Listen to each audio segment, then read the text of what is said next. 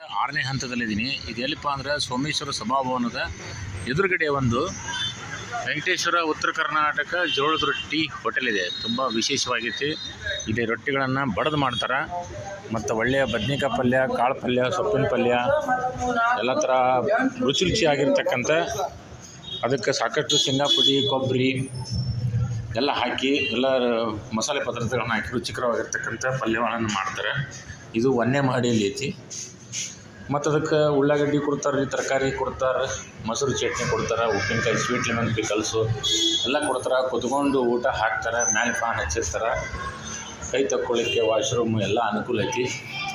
ಅತ್ಯಂತ reasonable rate, 120 ರೂಪಾಯಿದಲ್ಲಿ ನಿಮಗೆ ಅದು ಲಭ್ಯ ಆಗ್ತದೆ. ಒಂದು ಊಟ ಆರಾಮಾಗಿ ಕೂತ್ಕೊಂಡು ಊಟ ಮಾಡ್ಬೋದು. ಆ ಹೋಟೆಲನ್ನು ನೋಡೋಣ ಬನ್ನಿ.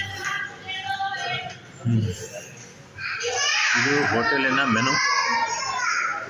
ಏನು ಕೊಡ್ತಾರೆ? ಗ್ರೀನ್ ಸಲಾಡು, ಸಿಹಿ ತಿಂಡಿ, ಮೊಸರು, 3 ಥರದ ಪಲ್ಯ, 3 ರೊಟ್ಟಿ, ಚಪಾತಿ, ಅನ್ನ, ಸಾಂಬಾರು, ರಸಮ್ಮು, ಮಜ್ಜಿಗೆ, ಹಪ್ಪಳ. ಇದು ಸ್ಪೆಷಲ್ ಮೀಲ್ಸ್ಗೆ.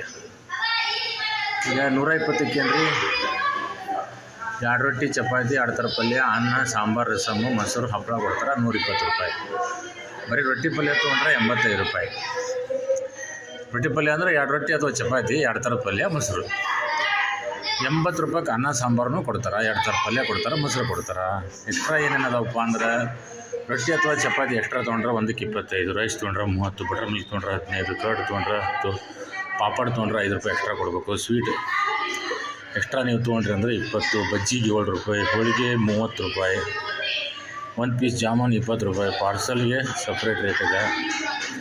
ಪ್ಲೇನ್ ರೊಟ್ಟಿ ಚಪಾತಿ ನೀವು ತೊಗೊಂಡ್ರೆ 15 ರೂಪಾಯಿ ಒಂದು ಪಾರ್ಸಲ್.